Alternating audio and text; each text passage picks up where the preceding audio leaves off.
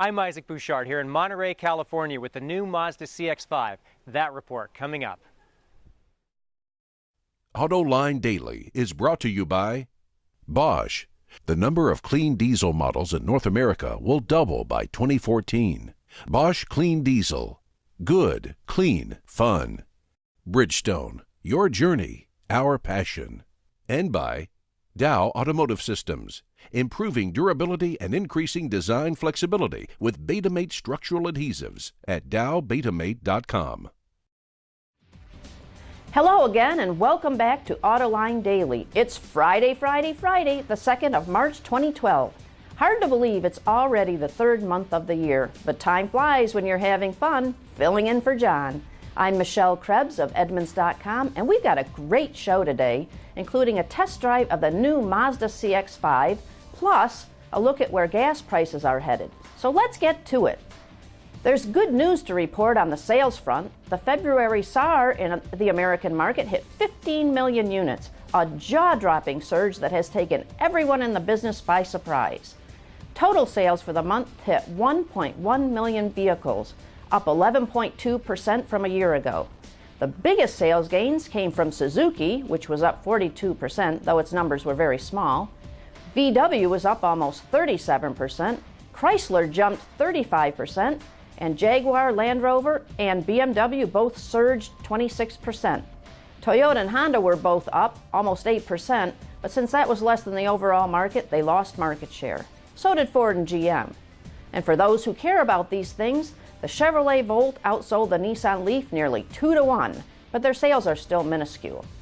The Toyota Camry was the best-selling car in America, and the Ford F-Series was the top truck. In an effort to boost sales in emerging markets, Nissan is reviving a dead brand. According to Reuters, the company will sell inexpensive cars in growing markets under the Datsun nameplate starting in 2014.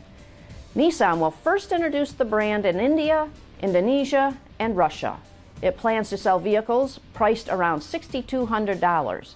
The company is aiming for sales of 300,000 units annually. Nissan originally used the Datsun name for vehicles sold outside of Japan, but quit using it way back in 1981. You may have heard that Mazda is replacing its mid-size crossover, the CX-7, with a smaller model for this fast-growing segment. Our own Isaac Bouchard had a chance to drive the new CX-5 around Northern California, and here's what he thinks of it. Combining the utility of the Honda CR-V and the Toyota RAV4, the good looks of the Kia Sportage, unprecedented levels of driver involvement, and frankly astonishing fuel economy, Mazda's new CX-5 would seem to have it all.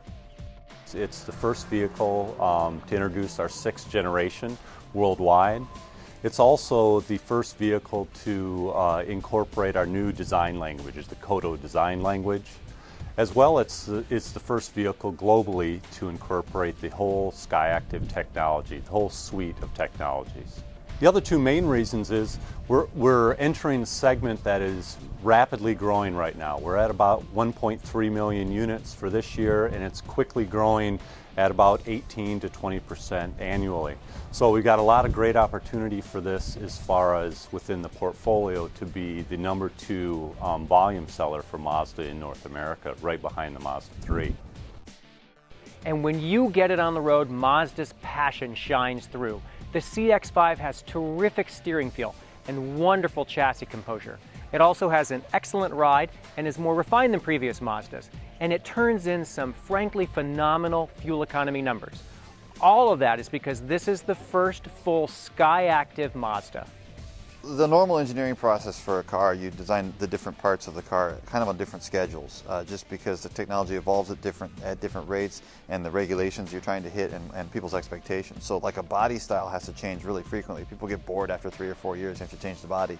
But they're not going to notice if you don't radically change the engine, except for maybe every 10 years. And transmissions, they can go decades before you have to change them. When you do that, though, each part has to be compromised a little bit to work with older parts around it. And it turns out that that really drags down the performance of the car quite a bit.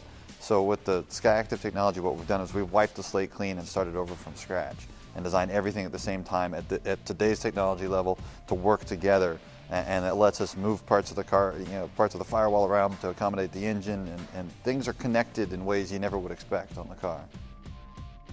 Unequivocally, Mazda's new CX-5 is the best compact sport utility you can buy.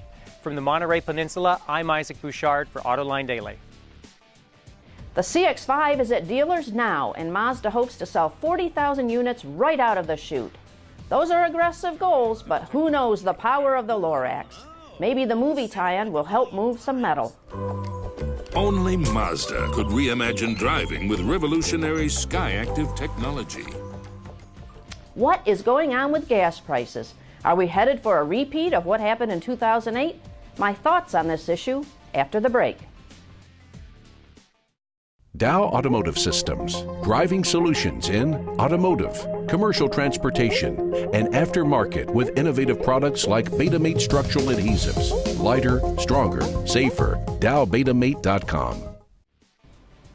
Gas prices, they are a-rising. The national average for regular unleaded is hovering at around $3.75 a gallon, with $4 likely and maybe even $5 in some places. So what does that mean for the auto industry? The first question that comes to mind is, will high gas prices slow down currently robust car sales? Such was the case in spring 2008 when gas prices spiked, but so far it doesn't appear as if higher gas prices are slowing sales. January was a decent month for sales, and February sales were even better. A big difference from 2008 is that the economy now is on the upswing, albeit an upswing that is slow and lumpy. In spring 2008, the economy was headed for a recession. An improving economy and all that comes with that, improved consumer confidence, more jobs, availability of credit, along with other factors, likely will offset higher gas prices when it comes to car sales. Tops among fueling robust car sales is pent-up demand. The age of the American fleet is, well, ancient. The average car is almost 11 years old. The typical truck is even older. In addition, the used car pool is small because of the low level of new car sales in the recent past and the small percentage of leased vehicles that normally would be turned back in to replenish the used car supply. The tight supply of used cars is triggering high prices for used cars, making the purchase of a new car a more economical decision. Already, however, high gas prices are changing consumer behavior in terms of what people are buying. Sales of small cars, small sport utilities, and mid-sized cars are booming. Sales of large cars, SUVs, and trucks, less so. February sales showed the small car share of the market accelerated throughout the month. The same trend occurred among mid-sized sedans. What will be interesting to see if sales of hybrids and electric vehicles also increase. Indeed, with higher gas prices, the economics for hybrids and EVs improves. It's a shaky proposition at best. Consumers today have a far wider selection of such vehicles than they did during the gas price spike of 2008, which did cause people to buy hybrids in bigger numbers than usual. Edmunds.com lists 51 hybrids and 8 electric vehicles either currently on sale or hitting showrooms soon. But in contrast to 2008, those vehicles also have stiff competition from a bevy of small and mid-sized cars that are in the 30 and 40 mile per gallon club. In any event, gas prices, barring calamity in the Middle East, will subside, and if history is any indication, consumers will return to their usual behavior. Hey, that's a wrap for this week, but make sure you check out Roundabout tonight. The show kicks off at 6:30 p.m. Eastern Time at Autoline.tv. It's a fun time, so check it out. Anyway, I'm Michelle Krebs of Edmunds.com. Thank you for watching, and I'll see you next time.